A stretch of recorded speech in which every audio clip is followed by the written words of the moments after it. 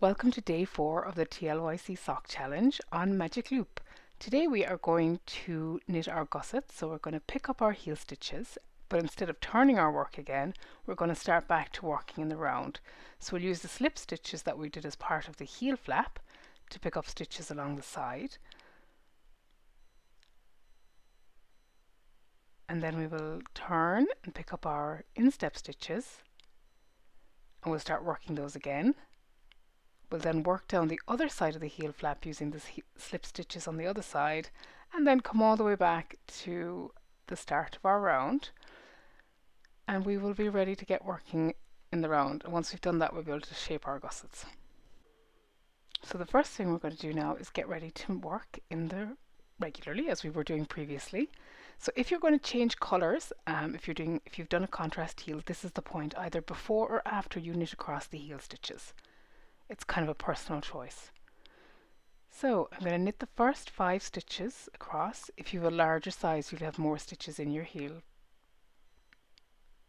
So I'm going to place a marker at this point. And you can place a marker either now or after you've finished your gusset pickup. It doesn't really matter. It may say otherwise in the pattern, but as long as you know where your start of round is.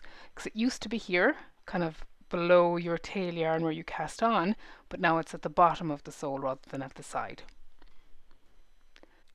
It's slightly more relevant when you're using double pointed needles to know that the start of round has moved, but it's always useful to know exactly where it is, because a lot of the shaping takes place around the instep markers, which we'll show you in a minute. So if you knit across the next 5 stitches of your heel, you'll have more if you make a different size. Get yourself some yarn. That would be ready to pick up the stitches along the side of the heel flap. So this is why you slip those stitches, because they're much easier to see as you pick them up rather than picking up a knit stitch or a purl stitch. So what you do is that find them where they are, and you can kind of pick them out really easily. So turn your flap over fully to make sure that you have the whole of the stitch and that you're not picking up bits from underneath as well. So it's the 2 bars in this pattern. Some people pick up 1. All of my patterns are to pick up 2, to pick up both bars of the slip stitch. So then you're going to knit them. So this is essentially like a pick up and knit, only you're not really picking up, it's slightly different. So you put your needle in, go around it as if to knit, and then bring it out to create the stitch. Now you will see that it looks a little bit gappy as we pull it up, but we will fix that in the next round. So doing this stitch incorrectly, then if I pick up 3 bars, you can actually see how it looks wrong when how it looks incorrect when you pick them up like that. So you could now go back and pick up the 2, because what's happening is that you pick up the 2 bars of your slip stitch, and then beside that you have the next row of stitches, essentially the next line of stitches, and that'll show you kind of where you are correct or incorrect as well. So that should look nice and even along the same line. So here I'm picking one up, just 1 bar, and again you can see that they're now out of alignment. So then you keep picking up the stitches, and it's 9. And generally, in a lot of patterns, it'll be half the number of rows in your heel flap. That will vary, but in this one it is.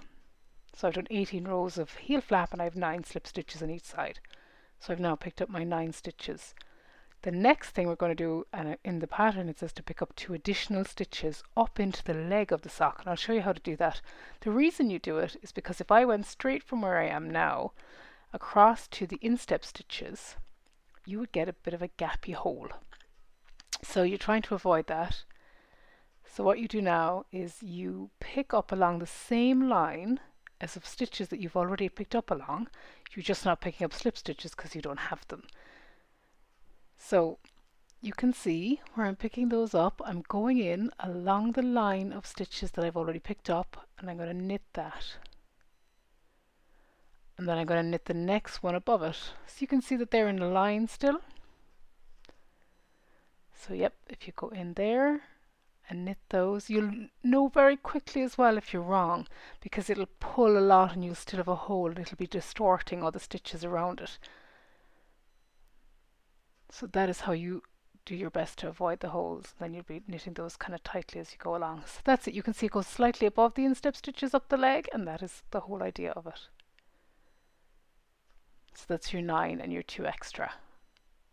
The next thing you're going to do then is you're going to place a marker, and this is your start of instep marker in your patterns. And the reason you place this is that a lot of shaping takes place around that marker. So you place that start of instep marker just before the unworked stitches, which are your instep stitches, and then you're going to knit across the instep.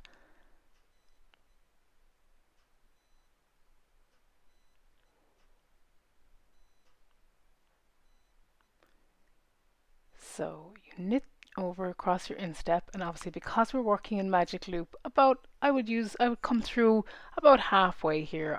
If I'm using magic loop to do this, I'll go about halfway across the instep to match the center of round, and I'll kind of keep my cable coming through at those points when I'm doing magic loop. Now, just to say in terms of the leg as well, if you are working a pattern that had a pattern part of the leg, as you come to work the instep stitches, it may tell you to continue pattern as set, or it might tell you a specific row of a chart or a pattern to start at. It'll depend on the pattern, but it is at this point where you kind of want to start working any pattern you were doing the leg again now as you go into the foot. So I'm just going to come round to the magic loopy piece again, and I'm going to continue knitting across the rest of the instep stitches. So as with magic loop, make sure you keep that nice and kind of snug in against the one as you were changing needles. Apologies, this is off the screen, but I'm just knitting the rest of the instep stitches. And once you come to the end of these instep stitches, you'll place another marker, and that is the end of instep stitch marker in the pattern that you're following for the short and long circular needles. So this is as important because this is the matching stitch marker for the one that you just put in. They don't have to be the same color. That's a quirk of which one I picked up first while making the tutorial. So now you have two markers that start and end your instep. Now you're going to pick up down along the other side as well. What I always do here is I find, because you're putting two stitches in, like you did on the other side, I find the 9 places I'm going to make the stitches that I want to pick up along the flap, and then I work out where I want to put my 2 extra ones along the line. Sometimes you will get a little hole here that is harder to avoid, and that is because there is a pull on some of the stitches. What I would do with that is I pull really tightly as I come out of this to make sure that they're very close, but also then I will cheat a little bit sometimes and fix them on the inside as well. You shouldn't get too much. I would give it a good tight pull though, so that they're nice and close in together, because you're more likely to get one on this side, and I don't know why that is, but I get more little holes on this side than I do on the other. But with some wear they vanish as well. So now I'm picking up into the stitches again like I did. So I've picked up my 2 and I'm going to pick up the other 9. You can see there that that's something that's because the stitch is stretched a little bit on the inside. But you're off anyway. So now you're going to work down the rest of the stitches into the back again, and you can see that these are being picked up in a line like the others. Try not to split your yarn. Don't split your yarn. And then you've made your stitch.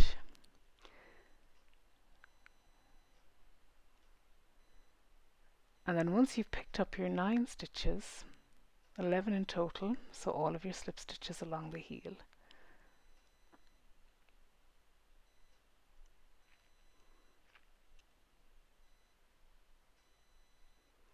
a common issue here is actually that you have too many slip stitches, not too many, but you might have started too high up your leg, or you might be too low down your leg, and that's why I tend to count out where I'm going to do my stitches on this side before I make my 2 stitches to make sure I'm positioning them as correctly as possible.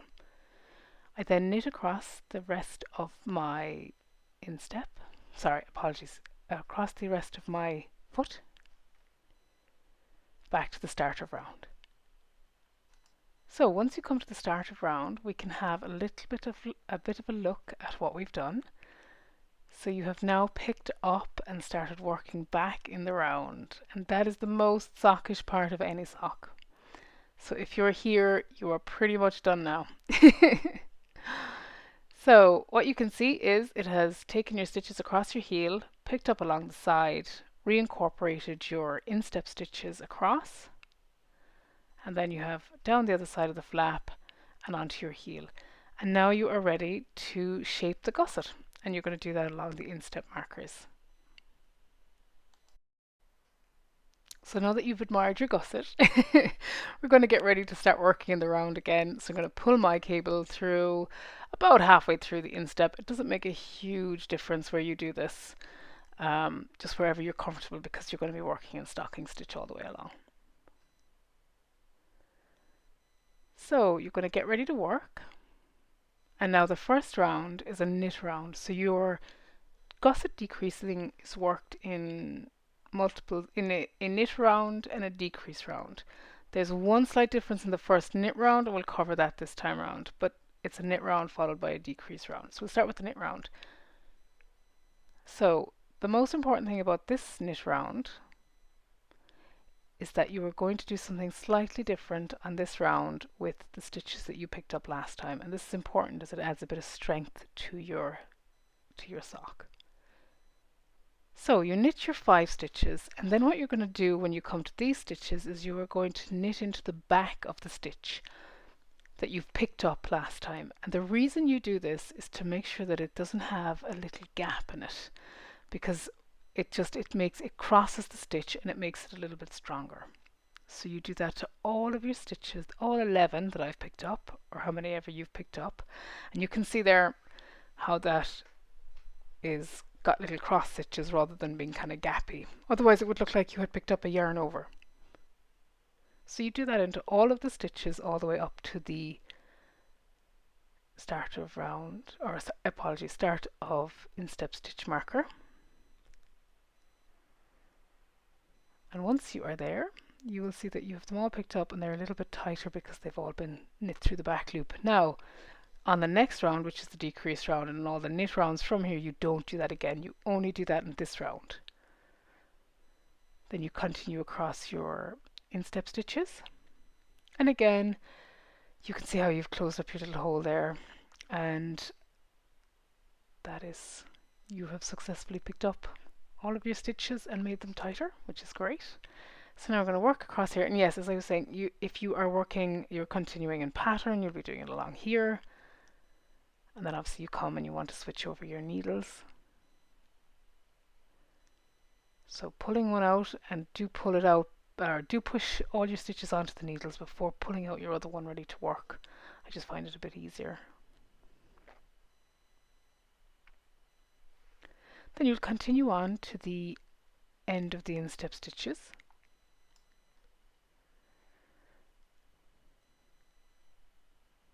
Again, getting nice and close in for the first stitch as you move away from, to make sure it's nice and tight. So then once you get to the instep marker, you slip that, and now what you're going to do is down along this row as well, you're going to work into the back of the 11 stitches on this side, or more if you're doing a different size. So you can see here, if I left that untwisted, it would be a bigger stitch than the twisted one. So we're just going to knit into the back of that as well, and we knit into them all the way down, back to the heel flap, and the heel turn, the heel stitches, and then you're going to just knit across those regularly, and then you will be ready to start the first decreasing round of your gusset.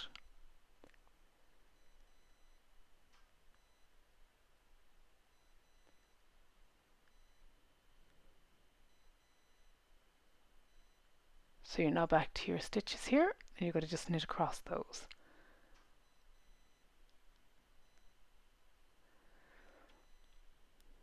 So that is the first round worked of your gusset. Pull through your cable for working again, and you're now ready to work the first decrease round.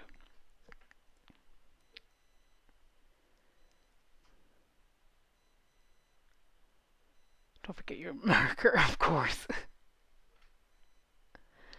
So you are going to work to 3 stitches before the instep marker, and you will work to the end of instep marker then, because your shaping takes place on the underside of your foot rather than any of the instep. The instep is not changed during this part either. the shaping all takes place on the foot, on the bottom of the foot. But you'll see that as we go around. So now you knit to 3 steps before the start of instep marker.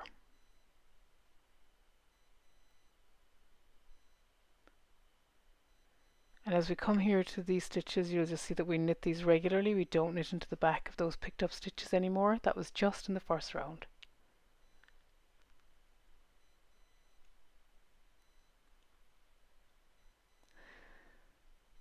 So we're now here, and this decrease that you use here is a knit 2 together. So you knit those 2 stitches together, and that's your first decrease worked. You knit the stitch, and you slip the stitch, and then you work across your instep stitches. So that's the first decrease, and on the other side you're going to do a matching decrease, which is a slip, slip, knit, and that is your first decrease round worked for your gusset shaping.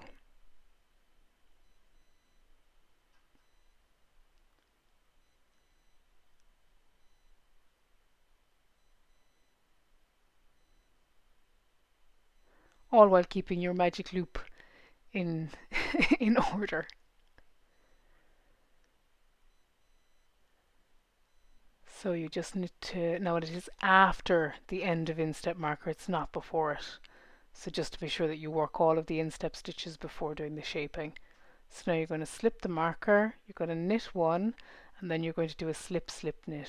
So you're going to slip them both knitwise, put them back onto your left needle and knit the 2 of them through the back loops. And that gives you your matching decrease. Then you're just going to continue on to the end of this round, and then you will continue shaping your gusset. With your gusset, the next round will be knit, then there'll be another decreasing round, and eventually what happens is you come round to where you have an even number, the same number of stitches on the instep as you have on the base, and it'll be the same as where you started for the leg. So that's kind of, it's a bit of a symmetry thing with socks. And well, in this pattern anyway, other patterns may vary, and they probably do, but you'll always see the number of stitches you're expecting to have after the decrease shaping anyway. So you can just hear, you picked up, you started your shaping, and eventually you'll come back to having the same number of stitches. I will be back to you after I've finished all of the shaping. So now you've worked all of your decreases, and we are back, and we have the same number of stitches in the instep as we have on the sole of the foot. Something to watch for here, and it's not uncommon, is that you might find that you have an uneven number of stitches. You might have decreased one on more on one side than on the other. Just keep working as long as it's not interfering with any pattern that you have in the sock. I doubt there are any sock knitters out there who haven't done a misshapen gusset at some point. If it's a plain stocking stitch sock, nobody's going to notice when you get back to the right number of stitches. And so that's it. Tomorrow we're going to do the foot and the toe, but for now you should be pleased that you have picked up and shaped your gusset and done the most socky thing you need. So I will be back tomorrow. See you then.